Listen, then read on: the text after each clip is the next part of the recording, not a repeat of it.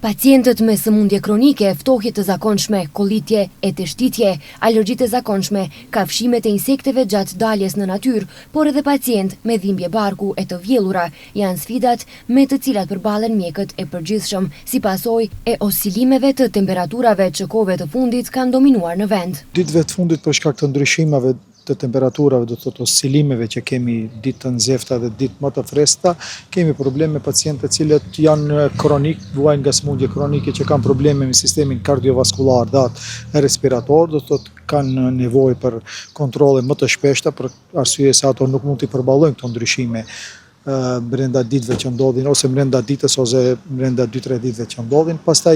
edhe patologji tjetër të pacientëve të cilët vinë për shkak të ndryshimeve të temperaturave, të cilët kanë ftohje, kanë kollitje, kanë teshitje. Kemi pacientë të cilët dimë se jemi sezonën e pranverës, më duke shkuar ka vera, alergjitë e zakonshme të cilët paraqiten, pastaj pacientë të cilët dalin në natyrë dhe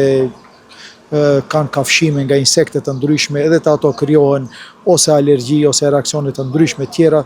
të cilët i detyrojnë të vinë në ambulantat tona, po gjithsesi për shkak të këtyre ndryshimeve të temperaturave kemi pasur edhe pacientë të cilët kanë edhe probleme me sistemin gastrointestinal, do të thotë që kanë të paraqitura të vjellura dhe diare, pra këto janë një patologji që më e shpeshtë është ditëve të fundit që vinë dhe kërkojnë ndihmë në ordinancat tona. Padyshim se ndryshimi i temperaturave ka goditur më së shumti fëmijët, thot mjeku Ismaili. Po pasi që këtu te ne te ambulanta ku jam unë gravitojnë pacient më të rritur, sigurisht se mjekët të cilët merren me këtë patologji do të jepnin informata më të sakta, po nga ato që i kemi edhe ne fëmijë që vinë këtu te ne, shifet se edhe normalisht edhe te ato kanë ndikuar të ndryshime. Konsumimi i frutave sezonal nuk ka shkaktuar probleme me dhimbje barku e helmime potenciale, thot mjeku Ismaili. Ai rekomandon që para konsumimit frutat të pastrohen mirë. Unë nuk do kisha thënë se dikush ka ardhur enkas të ankohet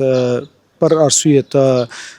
helmimeve enkas nga frutat, nga konsumimet e frutave, të cilët tani më kanë filluar dhe i kemi në bollok, po çdo herë ne u bëjmë apel pacientëve të cilët kur i blejnë frutat që t'i pastrojnë mirë, pasi që e dim tani më frutat që të rriten, qofshin pemë apo perime tek ne duhet të përdorin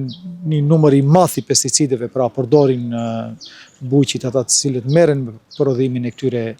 e pemëve dhe të perimeve. Për këtë arsye është e mirë që ato mirë të mbahen në ujë të freskët, gati spaku 1 orë ose më tepër, të pastrohen mirë dhe pastaj të konsumohen nga qytetarët. Mjeku i përgjithshëm Bekim Ismaili bën thirrje që me ardhjen e motit të nxehtë, veçanërisht kujdes të kenë të sëmurët kronik me probleme kardiovaskulare dhe respirator që të mos ekspozohen në diell gjatë periudhës nga ora 11 deri në orën 17, të konsumohen ushqime të lehta dhe më shumë lëngje. Adhuruesit e natyrës të kenë kujdes gjatë qëndrimit në natyrë dhe kafshimit të insekteve dhe nëse ndodh kjo, mos të marrin terapi kokë më vete, por të drejtohen te mjeku.